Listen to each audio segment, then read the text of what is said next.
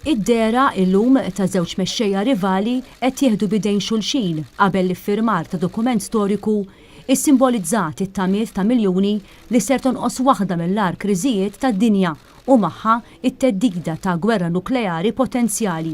Il-President tal-Istati Uniti Donald Trump u l-mexxej tal-Korea ta' fuq Kim Jong-un illum ħadu sem f'summit kruċjali fuq gżira ta' Singapore fejn fost l-oħrajn spikka l-impenn ta' Kim Jong-un biex jeħles il-Peniżola Koreana mill-armi nukleari. Is-summit kien l-ewwel fl-istorja bejn mexxejja fil-kariga ta' dawn iż-żewġ pajjiżi li ilhom rivali ta' xulxin minn żmien il-Gwerra Koreana ta' snin 50. Min-naħa tiegħu Donald Trump filwaqt li faħħar ir-riżultat tas-summit tkellem ukoll waqt konferenza tal-aħbarijiet straordinarja fejn qal l-Istati Uniti għandha tissospendi l-eżerċizzji militari li ilha tmexxi bi sħab mal-Korea t'isfel.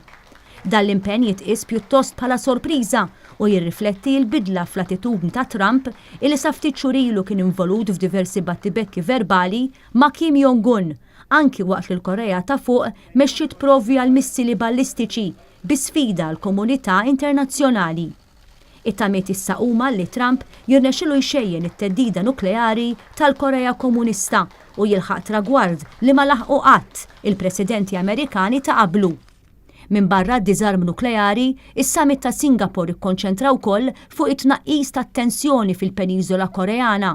Il-ftehim li ffirmaw Trump u Kim Jong-un jgħid intant li pajjiżhom għandhom jikkoperaw lejn relazzjonijiet ġodda waqt li l-Istati Uniti tipprovdi l-garanziji tas-sigurtà lil-Korea ta' fuq. Il-President Trump qal li Kim Jong-un qabel ukoll li jeqret sit ewlieni fejn isiru l-provi għall-missili tiegħu. Iżda issa jidher li ser jibqgħu infurzati s-sanzjonijiet għall Korea Komunista. Madankollu xi osservaturi qalu li d-dokument tas-summit ma fihx wisq sustanza, b'mod partikolari rigward il-mod kif se jirnexxu l-impenji għat-tneħħija tan-nukleari mill-Peniżola.